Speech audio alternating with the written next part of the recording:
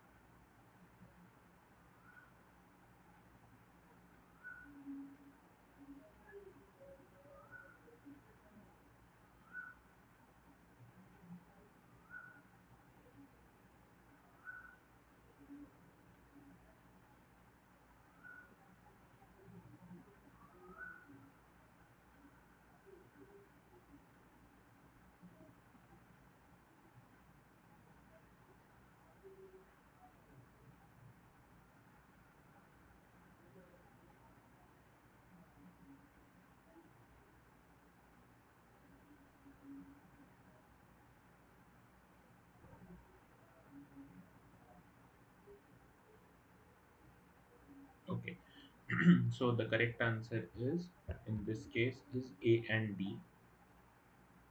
Okay, so let's see the options. Owing to the requirement of cholesterol in membranes, dietary supplementation is necessary in mammals. No, this is false. Okay, so when there is a cholesterol, actually is cholesterol can be synthesized in mammals also. Okay, so there is the dietary supplementation is generally not required. Okay, so all the things that we get from the dietary supplementation, that is an add-on. Okay, so this option is incorrect. All carbons of a cholesterol molecule come from isoprene precursors. Yes, this is correct. Okay, and this is the explanation. So while cholesterol is being synthesized, so acetate is the major molecule, that is the first molecule in the pathway. acetate forms mevalonate, and then this mevalonate is actually turned to isoprene. So this isoprene is basically the major unit. Okay, that is now, this is called as activated isoprene because phosphate group is added here, and then this activated isoprene forms squalene. So squalene is the derivative for the cholesterol. Okay, so this is the major intermediates that are involved, and there are multiple pathways that leads to the formation of squalene, then followed by the major cholesterol molecule. Okay, so all the carbons that are there in cholesterol are derived from the isoprene derivative. Okay, so option B is correct. Then cholesterol derived bile acids can be conjugated with glycine or taurine. Yes, this is also correct. Okay, so when cholesterol is, the bile acids are being formed, the cholesterol is actually being linked with glycine or taurine to form the bile salts and bile acids. Okay, so this is also correct. Triacylglycerols require chylomicrons for their transport owing to their high hydrophobicity, whereas cholesterol molecules are freely transported because of their hydrophilic side chain. No, this is false. For example, you can see the cholesterol molecule here also. It is not at all hydrophilic. Okay, so it also requires the transportation in the form of chylomicrons only, like triacylglycerols. Only fatty acids are being transported with the help of a protein, that is albumin, I guess. So the rest of the lipid molecules are transported in the form of chylomicrons. Okay, so this option is false. Then cholesterol degradation occurs in the, so like this, in intestine the chylomicrons are formed, then free fatty acids are removed from that, and the cholesterol molecule is actually the moved in the presence of proteins, in conjugation with proteins, forming uh, lipoproteins. Okay, so in the form of high density lipoprotein, low density lipoprotein, and very low density lipoprotein. So in these forms the cholesterol is actually transported. Then cholesterol degradation occurs in the lysosomes of hepatocytes. Yes. So when this is an example when the LDL receptor actually engulfs the LDL particle through receptor mediated endocytosis. So then lysosome actually enters there, and then it helps in the degradation of cholesterol in the endolysosome. Okay, so this is correct. Then low density lipoproteins are rich in cholesterol and cholesterol esters. Yes, this is correct. So this low density lipoproteins are actually rich in cholesterol and its esters. Okay, so this is also correct. So the incorrect options are option A and option B. Okay, so any doubts in this question?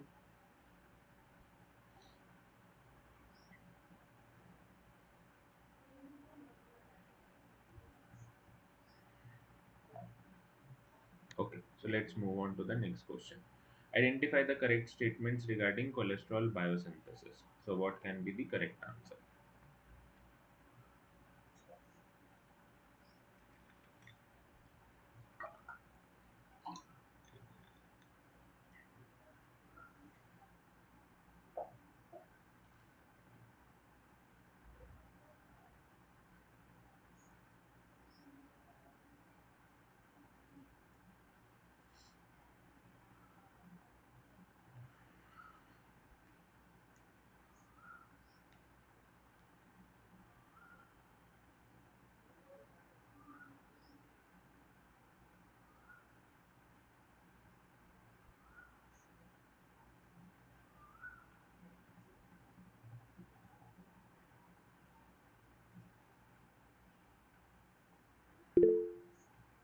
Hmm.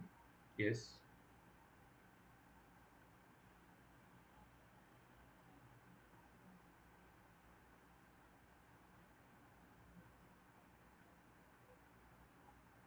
someone will. Okay,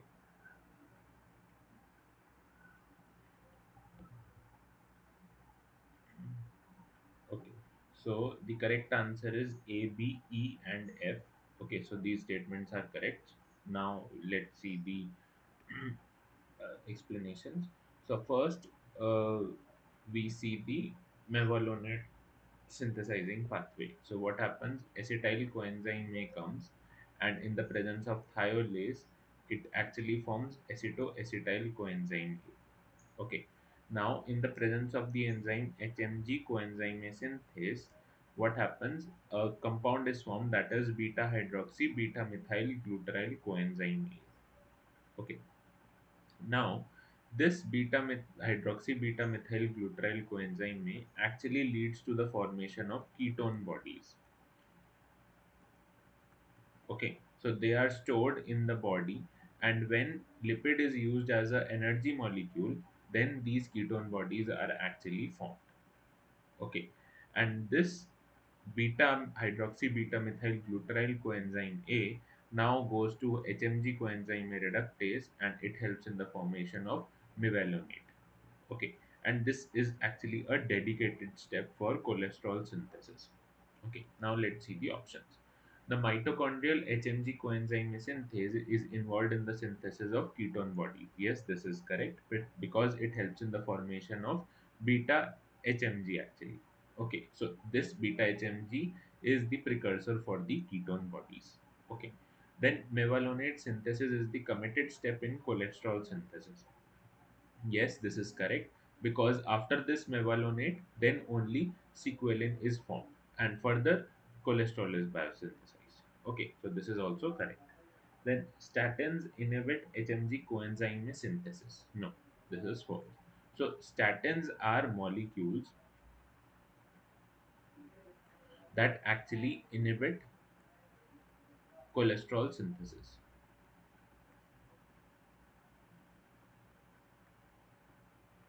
Okay, and they inhibit HMG coenzyme reductase, because this enzyme is involved in the formation of mevalonate.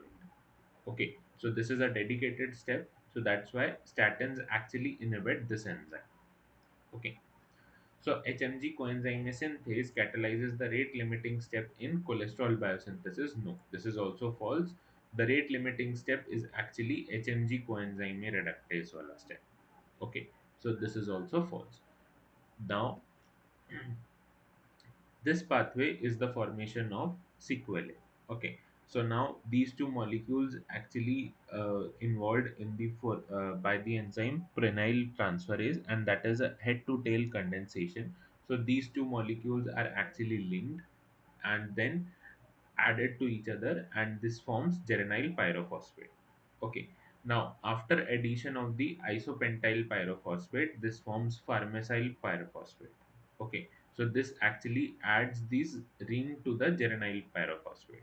Now this farnesyl pyrophosphate actually after this sequelin synthase, what happens? Two molecules of farnesyl pyrophosphate links, and this farnesyl group is actually added head to toe. Okay, so now this forms actually sequel. Now after this, cholesterol synthesis happens. Okay, so two head to tail condensation reactions occur for the formation of sequelin. Yes, this is correct. So first is this one, and second is this one. Okay, now the last option, plants do not synthesize cholesterol. Yes, this is also correct. There are different forms of cholesterol that are actually synthesized in plant in the form of sigmosterol and ergosterol. Okay, so option F is also correct. So A, B, E, and F are the correct options. Okay. So, any doubts in this question?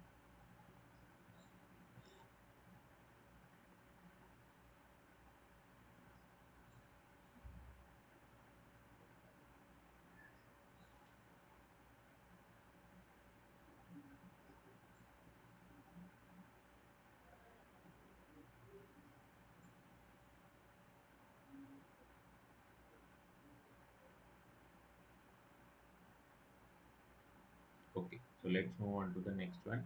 Identify the incorrect statements regarding cholesterol, its transport, and its roles.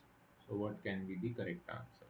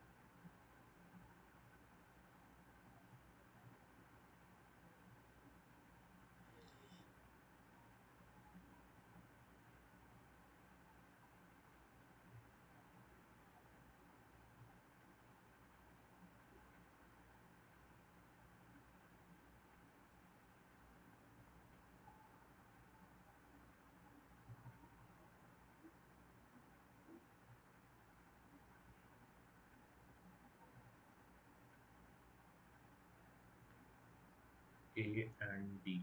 Okay. Okay. So let's see the options. So it's B, D, and H. So these are incorrect statements. Okay. So let's see. So cholesterol increases membrane fluidity. Yes, this is correct. Okay. In terms of cell membrane fluidity, cholesterol is a major component.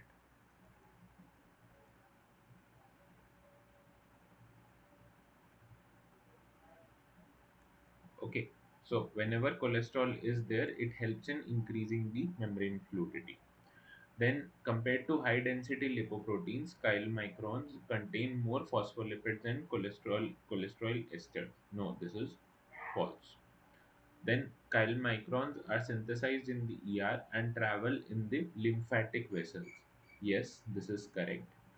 Then, a loss of function mutation in ApoC2 will promote premature triglycerol release. So, this is false. Okay. Then a loss of function mutation in ApoE will inhibit endocytosis of chylomicrons by the hepatocytes. Yes, this is correct because the LDL receptor actually recognizes this ApoE protein. Okay, so it will not sorry, it will inhibit endocytosis of chylomicrons by the hepatocytes. Okay, so this is correct. Then release of free fatty acids from the triacyl glycerols of the VLDLs increases the density of lipoprotein complexes. Yes, this is also correct. Okay, then lipoprotein endocytosis requires the binding of LDL receptor to ApoB100. Yes, this is also correct because here only we have seen the ApoB100 actually is the recognizing particle for LDL. So LDL receptors recognizes ApoB100. Okay. Then endocytosed LDL receptor undergoes lysosomal mediated degradation. No.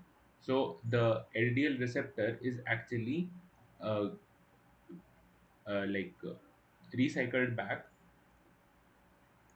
to the membrane. Okay, so after this after this degradation of the cholesterol, the LDL receptor is transported via the ER through Golgi to the membrane. Okay, so this is actually recycled, not degenerated. So this is false. Okay, so the false statements are B, then D, and then H. Okay, so any doubts in this question?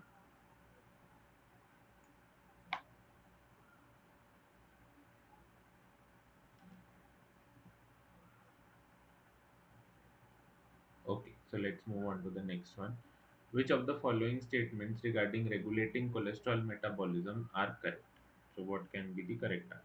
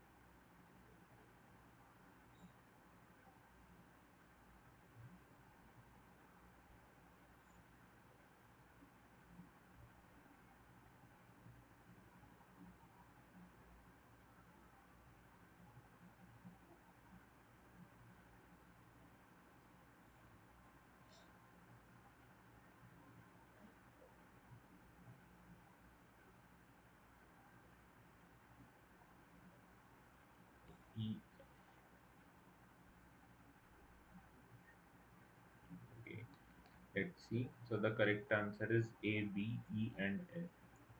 Okay. So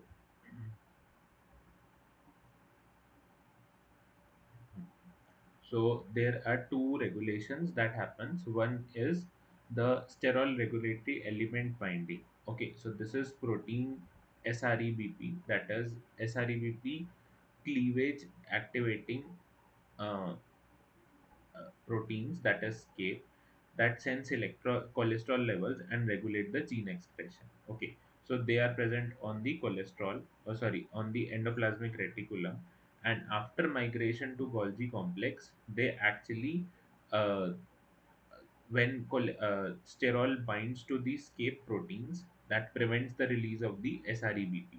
Okay, so this SREBP is not released when this escape protein is actually bound to, when sterol is actually bound to the escape proteins. Okay, so then after this in Golgi complex, the cleavage of this the first protease is done, and then after this by the second protease is done, and then it is released.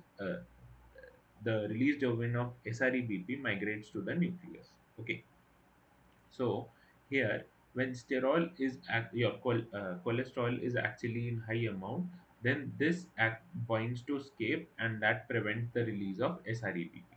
Okay, and then comes the dietary regulation of cholesterol synthesis. So then what happens during the HMG formation, this HMG coenzyme reductase is positively regulated by insulin and negatively regulated by glucagon. Okay, so that means the activity is increased by insulin, and this thing the activity is decreased by glucagon. And then when cholesterol is formed, so what happens, that this cholesterol is uh, when this cholesterol is actually high, so this actually stimulates the proteolysis of HMG coenzyme reductase. Okay, so this also leads to negatively regulation of HMG coenzyme reductase, and this cholesterol increase the formation of the cholesterol esters. Okay, which further leads to the formation of LDL cholesterol, that is extracellular. Okay, so now let's see the option. Positive regulation of cholesterol synthesis relies on the transcriptional regulation. Yes, this is correct. Okay, then a gain of function mutation in the sterol binding domain of SREBP cleavage activating protein will inhibit cholesterol biosynthesis genes. Yes, this is correct. Okay, so what happened if the gain of function mutation? That means the mutation is such like that the escape protein, okay, is already active. That means it is not bound to the sterol molecule, but it is active in inhibiting the formation of the SREBP protein. Okay, so this will inhibit the cholesterol biosynthesis genes constitutively. Okay, so this is correct. Phosphorylation of the rate limiting enzyme of the cholesterol biosynthesis activates it. No, this is false. So phosphorylation actually inactivates. Then high levels of cellular cholesterol positively regulate LDL receptor gene transcription. No, this is false. Okay. Then high levels of cholesterol promote cholesterol esterification. Yes, this is correct. So this is cholesterol only in activates this enzyme that that helps in the formation of cholesterol esters. So high blood glucose promotes cholesterol synthesis. Yes, this is correct, because when there is high blood glucose, insulin is actually released. Okay, so when is released, it actually activates this HMG coenzyme reductase. So it increases cholesterol synthesis. Okay, so the correct options are A, B, E, and F. Okay, so any doubts in this question?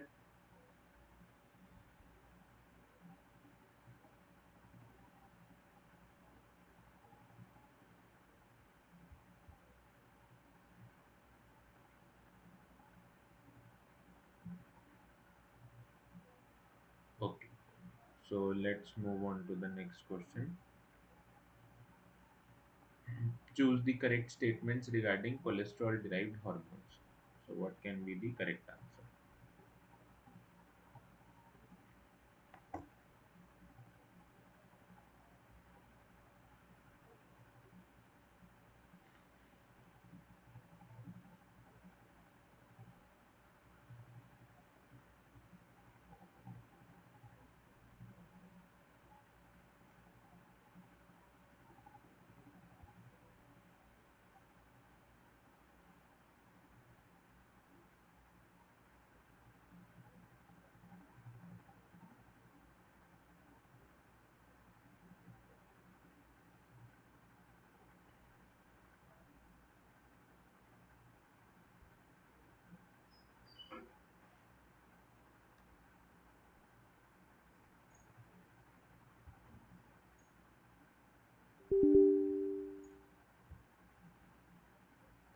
A, D, and E. Okay. A, D, and E. Let's see. So the correct options are C and D. Okay. So these are the correct options, C and D.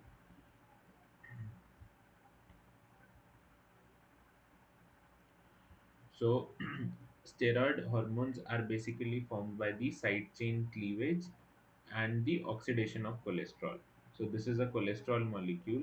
Now what happens? Cytochrome P450 is the main molecule that helps in the uh, formation of the different cholesterol molecules. Okay, so these are the flavoproteins. Okay, then this forms 2022 dihydroxy cholesterol. So this is the activated form of the cholesterol, and this actually forms pregenolone. Now, this pregenolone is the precursor for progesterone. Okay, then from progesterone, cortisol, corticosterone, and testosterone are formed. So, cortisol and corticosterones are the adrenal hormones. Okay, and testosterone is the male hormone. Then from testosterone, estradiol are formed. So, these two are basically the sex hormones. Okay, and cortisol actually affects the protein and carbohydrate metabolism, and corticosterone leads to the formation of aldosterone, that is a mineral corticoid, and regulate the absorption of different ions in the kidney. Okay, now let's see the options. So progesterone is a delta 5 derivative of pregenolone. So, no, this is false. Okay. Loss of function mutation in 3 beta hydroxysteroid dehydrogenase will inhibit the formation of all steroid hormones. Okay. So 3 beta hydroxysteroid dehydrogenase is not involved in the formation of the pregenolone. Okay, so that's why any mutation or loss of function mutation will not inhibit the formation of the steroid hormone. So this is also false. Then the production of glucocorticoids occur in the mitochondria. No.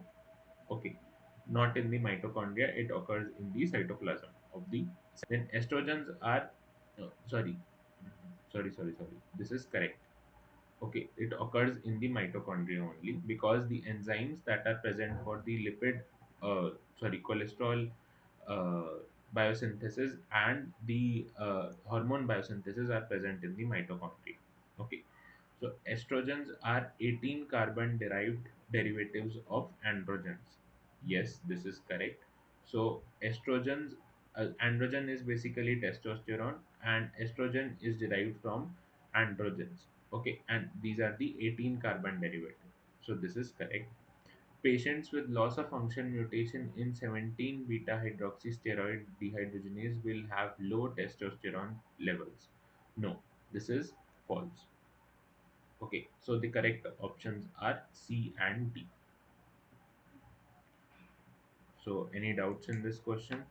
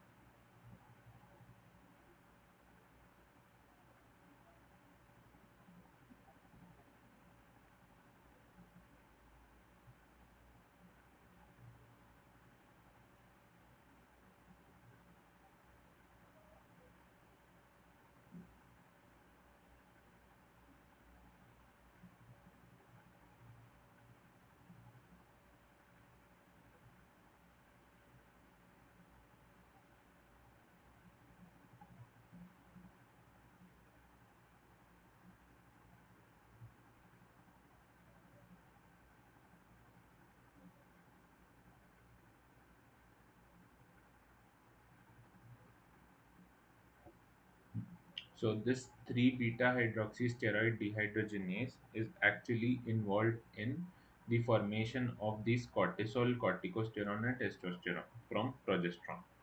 Okay, and then this 17 beta hydroxysteroid dehydrogenase is involved in the conversion of testosterone to estradiol. So if it has a loss of function mutation, that means it will have a high testosterone level rather than being a low testosterone level. That's why it is false.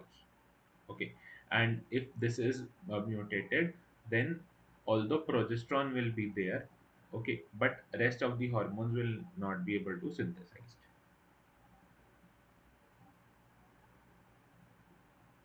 Okay, so any doubts?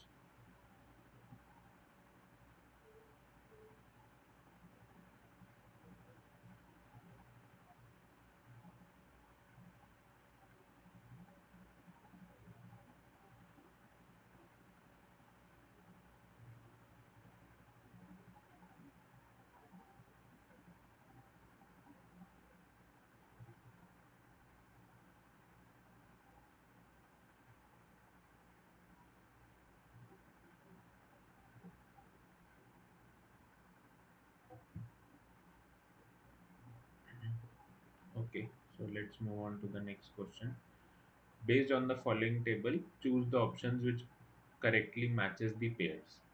Okay, so there can be more than one option that can be correct. So be careful while answering.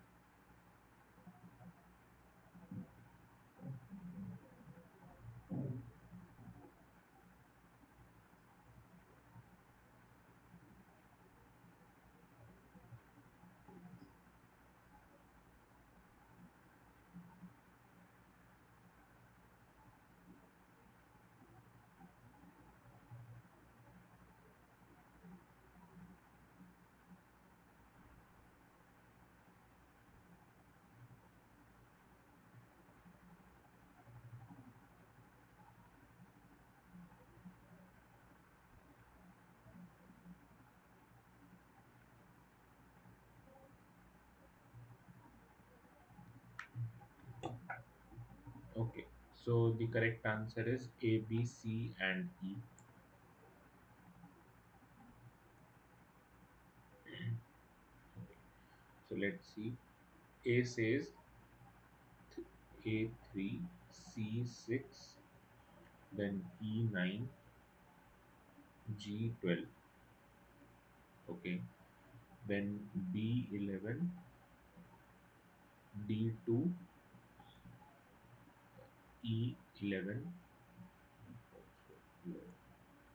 then F9. Okay. Then B10, C12 or C13, then E2,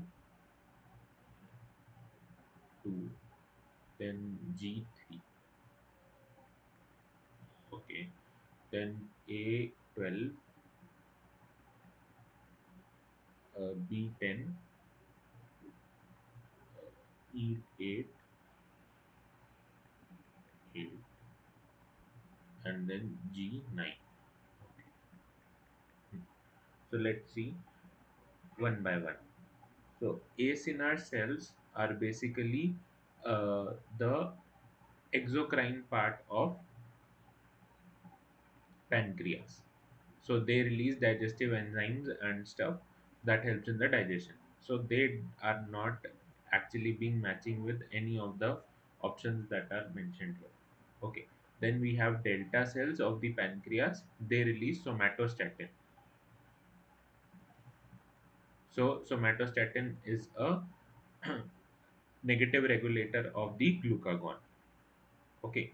And it also is a endocrine hormone. Okay, so it will be moved to option D and option E. Okay, then we have serotonin. So serotonin is a hormone that is an amine hormone, and that is derived from tryptophan. Okay, so it will be moved to option A and option option G. Okay, so it will be A and G. Then it has a nuclear receptor. Okay, so nuclear receptors are basically present for the steroid hormones or lipid based hormones. Okay, so this also doesn't match any of the options that are mentioned here. Then signal peptide. Okay, so signal peptide is actually needed for the receptors to actually move to any of the specific organs. Okay, so they are present in nearly all of the hormones, so that they can actually being synthesized and secreted out. Okay, so this is also not matching with any of the options. Then we have leukotrienes. So leukotrienes are basically terpenoids that are uh, like these are terpenoids or terpenoid hormone basically. Okay, so these are derived from prostaglandins, and they are hormones derived from a 20 carbon molecule. Okay, so that's why this will be from C. Okay, then we have calcium regulation. So calcium regulation is done by a endocrine hormone. Okay, so this can actually be moved to option E. Then we have T3 and T4. So T3 and T4 are released by thyroid. Okay, and they are derived from tyrosine. And so that means this is actually a endocrine hormone. Okay, and these are tyrosine based hormones. So this for this we have E and F. Okay, then we have norepinephrine. So norepinephrine are catecholamine. They are released from adrenal gland. Okay, and this is actually derived from tyrosine. Okay, so this 9 will also be a it's also an endocrine hormone, and it is also derived from tyrosine. Okay, so this will go in both endocrine and tyrosine, as well as this is a amine hormone. Okay, amine hormone, and this would also be a amine hormone because these are derived from tryptophan only. Oh, sorry, tyrosine only. Then we have calcitonin. So calcitonin is also a endocrine hormone. Okay, and then it helps in calcium regulation, and it's a peptide hormone. Okay, so it will be moved to B. Then we have parathyroid hormone. This is also an endocrine hormone. Okay, so this will be moved to E, and then it is also a peptide hormone. Okay, then we have melatonin. Melatonin is also a hormone. So this is also a endocrine hormone, and this is actually derived from a single amino acid. Okay, so that is also will be a amine hormone. Okay, then we have prostaglandins. So prostaglandins are the terpenoids. So they are made up of 20 carbon atoms, 20 carbon molecule basically. So this will be moved to option C. Okay, so these are the correct options that can be moved to different molecules. Okay, so any doubts in this question?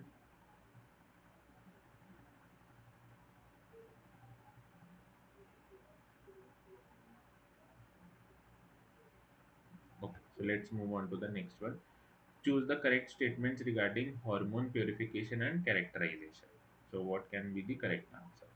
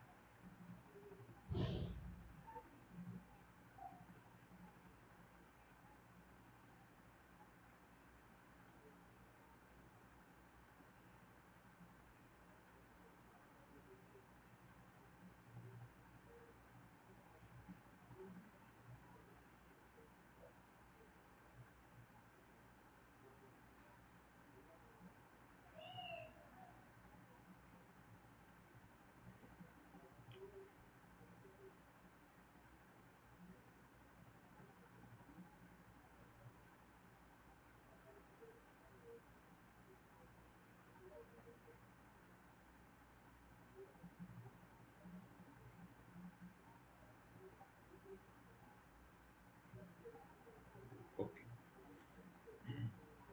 so the correct answer is C and D. So let's see the options. Radioimmunoassay is actually uh, radioimmunoassay can be used for relative quantification but not for absolute quantification of hormones. No, this is false. Okay, because in radioimmunoassay, what we actually do is we use both labeled and unlabeled hormones, and we check the amount of hormones that are left after binding with the substrate or the receptor. Okay, so we check for the labeled hormones that are actually not bound to the receptor. Okay, so then we quantify it. So this is actually absolute quantification of binding of the hormones to the receptor. Okay, so it is not a relative quantification. Then radioimmunoassay cannot be used for steroid hormones. No, it can be used for all types of hormones. Okay, so this is also false. Then chromatography and electrophoresis both can be used for purify hormones. Yes, this is correct. The administration of crude pancreatic extract will not reduce glucose levels in diabetic animals. Okay, so if we administer crude pancreatic extract, so what will happen? It will already have all the uh, pancreatic juices, so all the enzymes as well as the hormones will be there in this crude pancreatic extract, as well as the inhibitors. Okay, so that will not be able to reduce the glucose levels in the diabetic animals. So this is also correct. Then oral administration of thyrotropin releasing hormone to TRH deficient animals will potently induce the release of TSH. Yes, this is correct. So what is actually thyrotropin releasing hormone? So thyrotropin releasing hormone actually stimulates the thyrotropins or TSH, that is thyroid stimulating hormone. Okay, so this actually stimulates the TSH release. Further, it releases the thyrotropins, that is T3 and T4 from the thyroid gland.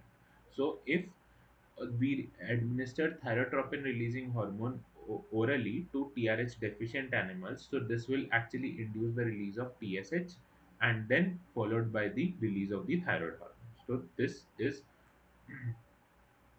actually false. Okay, because the thyrotropin releasing hormone needs to be reaching the brain. Okay, so when we give it orally, then there are very less chances that this hormone is actually reaching the brain for the release of TSH, because TSH is actually released from the brain. Okay, that reaches the thyroid.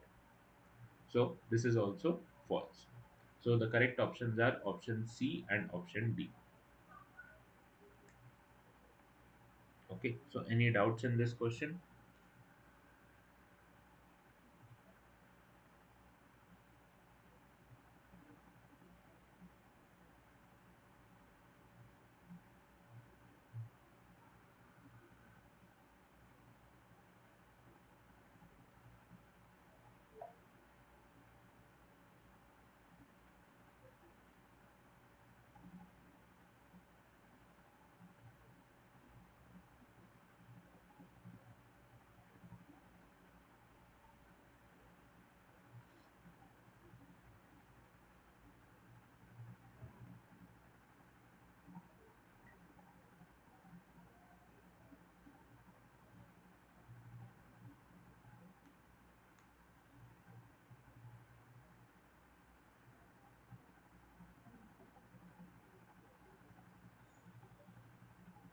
Okay, if no doubt, then we'll move on to the next question. Which of the following are true regarding the effect of hormones? So what can be the correct answer?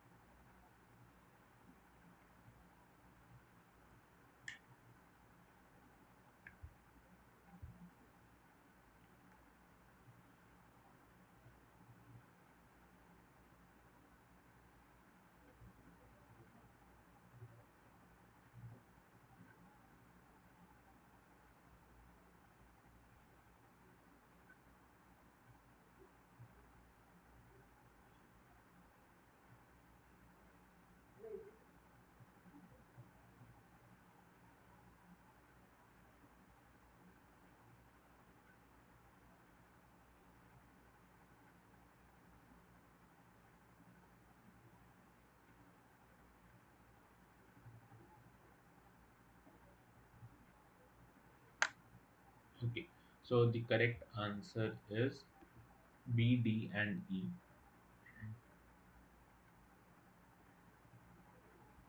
Okay, so the second message. Yes. So the second messenger mediated amplification occurs only at the receptor step. No. So what happens whenever there is the signal pathway? Okay. So amplification occurs at every step. For example, if the hormone is actually, or the signal is actually being sit on the receptor, this will activate another potent protein or enzyme that will actually activate another protein or enzyme, which further activate other proteins and enzymes. So this will already, from one molecule it reaches 100 molecules of the secondary messengers. Okay, so it occurs at every step during the signal pathway. So this is false. Hormones can mediate cytoskeletal changes. Yes, this is correct, because once hormone binds to the receptors, so it can actually increase the production of certain proteins or enzymes, or the reduction. So that means it actually mediating the changes in the cytoskeleton. Then steroid molecules can directly act as transcription factors. No, they cannot directly act as transcription factors, but they can actually be they are molecules that leads to activation of the transcription factors. Okay, so this is also false. Then steroid molecules may act via plasma membrane receptors. Yes, this is correct. They can act either ways, either the plasma membrane receptor or the receptors in the nucleus. Okay, generally protein and peptide hormones are fast acting. Yes, this is also correct, because after binding of the protein or peptide hormones to the like receptor molecules, this actually amplifies and fastens the uh, process of signal amplification. Okay, so this is also correct. So the correct options are B, D, and E. Okay, so any doubts in this question? Okay, if not, then we'll move on to the next question. Which statements regarding hormone synthesis, transport, and action are true? So what can be the correct answer?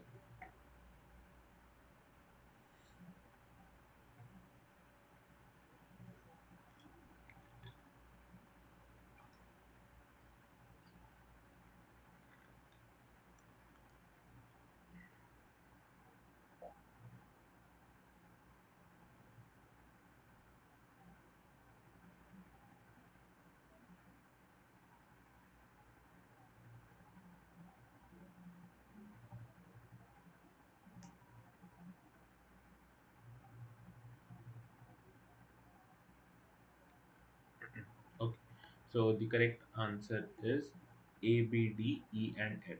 Okay, so A, B, D, E, and F are the two statements. So let's see the options. The source tissue of peptide producing hormones has fenestered capillary. So this is correct. So what are fenestered capillaries basically? So fenestered capillaries are the capillaries that have more pores in them. Okay, so this is a capillary molecule, and this has more number of pores as compared to the normal capillaries.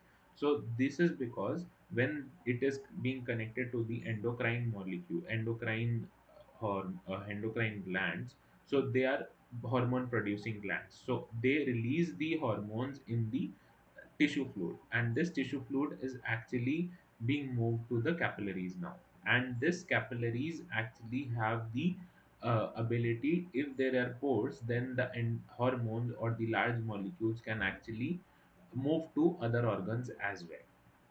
Okay, so this is actually correct.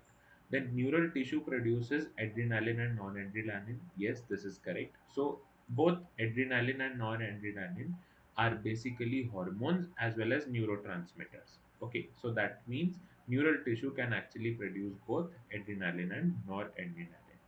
Then eicosanoids are synthesized and stored as membrane components. No. Okay, this is false, because these are non-membrane components, so they are not stored as membrane components. Hormones responsible for parturition are synthesized from membrane phospholipids. Yes, this is correct. Then neurohypophysis synthesizes vasopressin. So neurohypophysis is the neural part of the pituitary gland. So yes, this releases the vasopressin. Vasopressin. Okay, or this is called as ADH also. Okay, then loss of function mutation in cytochrome P450 genes will impede steroid hormone biosynthesis. Yes, this is correct because cytochrome P450 genes are involved in the formation of cholesterol. So that will actually impede the steroid hormone biosynthesis because the cholesterol is also not being produced there. Then cholecalciferol is an active form of vitamin D. No, this is false. The active form of vitamin D is 125 hydroxycalciferol. Okay, so this is also false. So the correct options are A, B, D, E, F. Okay, so any doubts in this question? Okay. If not, then we'll move on to the next question. Identify the incorrect statements regarding hormonal signaling. So, what can be the correct answer?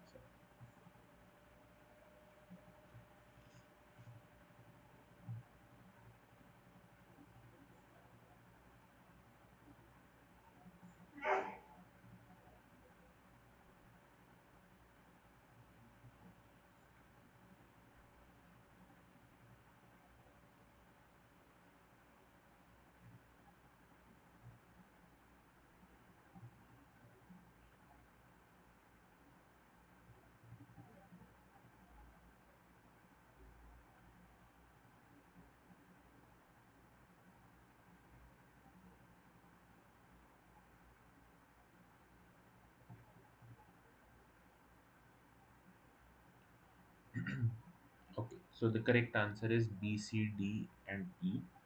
Okay, so let's see what is the explanation. So, anterior pituitary hormones can inhibit glandular secretion. Yes, this is correct because anterior pituitary releases both kind of hormones, positive regulating and negative regulating. So negative regulating can actually inhibit the glandular secretions. Negative regulation of pancreatic secretion by blood glucose is mediated by hypophysis. So this is incorrect because the hypophysis does not control the pancreatic secretions at all. Okay, so that's why the this is false. Concentration of respective hormones increases when moving from the hypothalamus to the target gland in the in the signaling pathway. No, so after releasing from hypothalamus to the target gland, actually the concentration is decreases because it dilutes out in the blood.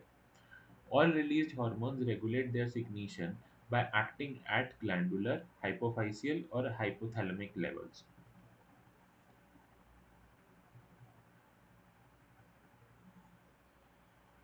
Uh, this is false. Okay,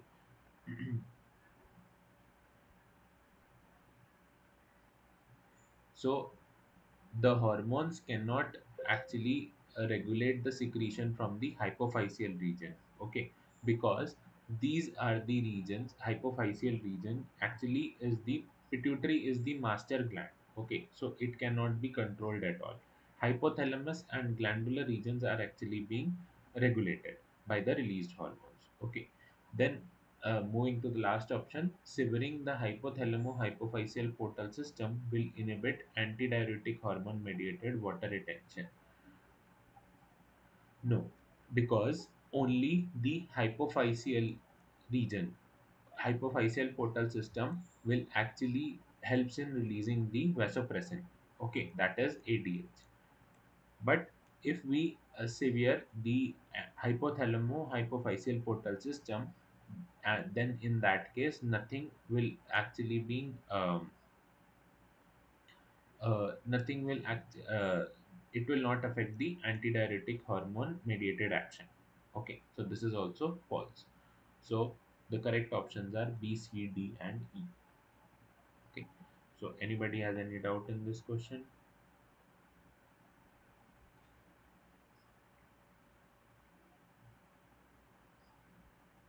Okay, if not, then we'll move on to the next question. Match the following scientists with their discoveries.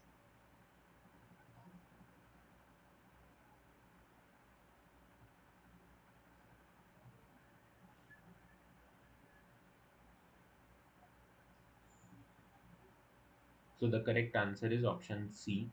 So Roger Guillemin actually discovered purification of it thyrotropin releasing hormone. Okay, so this is A. Then we have Joseph von Mering. So this helps in the pancreas as the anti-diabetic organ.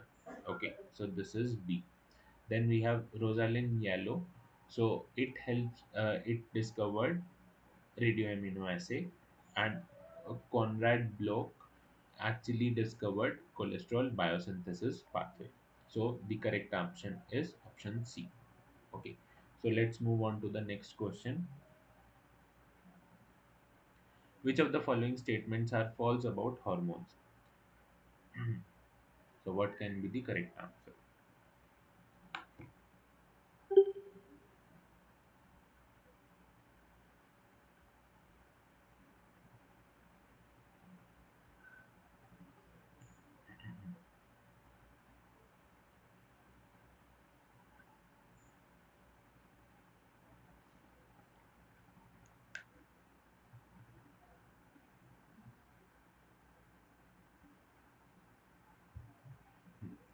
So the correct answer is A and B. Okay, so epinephrine and norepinephrine are synthesized from catechol. Yes, this is correct. So that's why they are called as catecholamines and they are derived from tyrosine. Okay. Then icosanoids are synthesized well in advance and stored to be used later. Yes, this is also.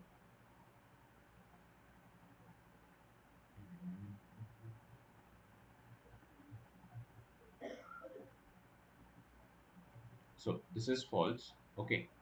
NO is paracrine and catalyzes the formation of the second messenger CGMP. Yes, this is correct. Then thyroid, insulin, and ACTH are all activated by proteolytic cleavage. So insulin, yes, it is activated by proteolytic cleavage. ACTH is also activated by proteolytic cleavage. Thyroid is not active.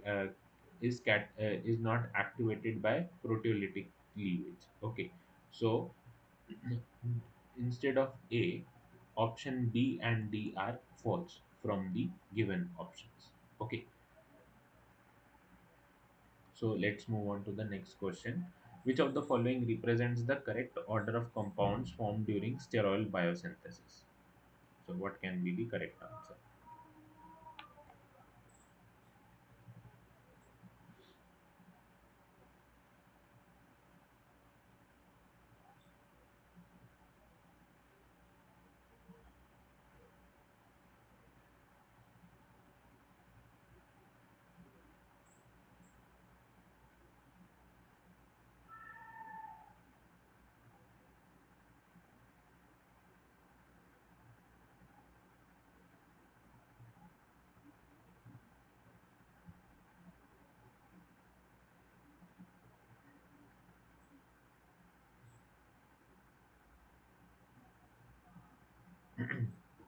So, the correct answer is B and D. Okay, so here is the pathway. So, from squalene, okay, so what happens? Mevalonate to isopentenyl pyrophosphate, then to geranyl pyrophosphate, then to farnesyl pyrophosphate, then squalene, and then followed by stigmosterol. So the isopentenyl pyrophosphate helps in the formation of stigmosterol, and then dimethyl allyl pyrophosphate leads to then geranyl pyrophosphate, then farnesyl pyrophosphate, then squalene, and then ergosterol. Okay, so these two are the correct answers. B and D are the correct answers for the formation of stigmosterol and the ergosterol. Okay, so let's move on to the next question. Match the following with the examples of the type of hormone. Okay, so somatostatin is a peptide hormone. So A is 2. Then norepinephrine is a catecholamine. Okay, so B is 4. Then prostaglandin E1 are eicosanoids. So this is 1. Testosterone is a steroid hormone. So this is 3. Okay. So A2, B4, then C1 and D3. So the correct option is option C. Okay. So let's move on to the next question. Which of the following is the active form of vitamin D? So active form of vitamin D is 125 cholecalciferol. So this is the active form of vitamin D. That is option B. Okay. So let's move on to the next question. All tissues are P targets. So what is actually P? We have to find out. As cell types have at least one form of nuclear P receptor. In adults, the most significant targets include cornea, skin, epithelia of the lungs, and trachea, and the immune system.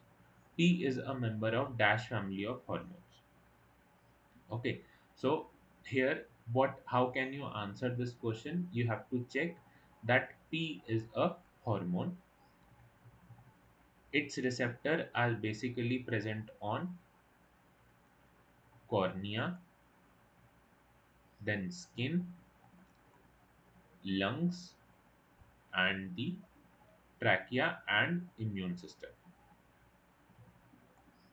Okay, so here the distinguishing part is cornea and skin. Okay, so the receptors that are majorly present on cornea and skin are for retinoid hormones.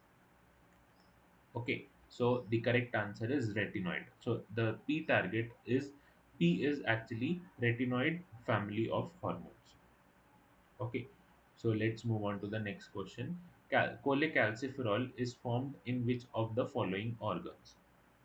So, cholecalciferol is nothing but vitamin D in active form, and it's actually formed in the skin. Okay, the activated form is formed in kidney. So, the correct answer is option number C. Moving on to the next question. The R hormones are synthesized from the precursor protein thyroglobulin. Okay, so we have to check what are actually R hormones that are synthesized from thyroglobulin that have a MR of 66, 6,60,000. So these hormones act through nuclear receptors to stimulate energy yielding metabolism, especially in liver and muscle, by increasing the expression of genes encoding key metabolic enzymes. See, key catabolic enzymes. So R is a member of dash family of hormones. So because they are being isolated from the protein precursors thyroglobulin, and these actually have nuclear receptors, so they stimulate energy yielding metabolism. Okay, in liver and muscle. So these hormones will be belonging to thyroid hormones because they are actually being isolated from the thyroglobulin. Okay, so these are the thyroid hormones. Moving on to the next question, the S hormones, adrenal, cortical, and secondary sex hormones, are synthesized from cholesterol in several endocrine tissues. They travel to their targets through the bloodstream bound to a carrier protein. S belongs to the dash group of hormones. So both adrenal, adrenocortical, and sex hormones are basically the steroid hormones. Okay, so these S belongs to the class of steroid hormones.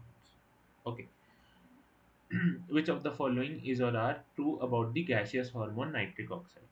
So let's see the options. Promotes the smooth muscle contraction, inhibits absorption of calcium in the intestine, it activates the formation of CGMP, acts at organs that are very distant from the site of its production. So the correct answer is option C, that it acts in the formation of CGMP. Okay, so this is correct. So let's move on to the. So this was the last question for today. Okay, so thank you guys for joining in. Let's see you in the next class.